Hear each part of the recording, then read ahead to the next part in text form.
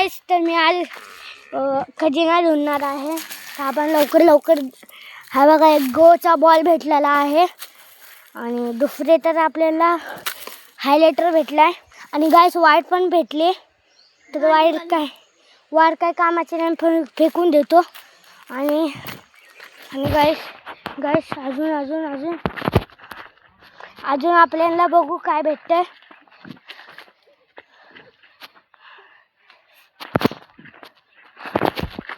तर गाईस आपल्याला एक बॉल भेटलेला आहे.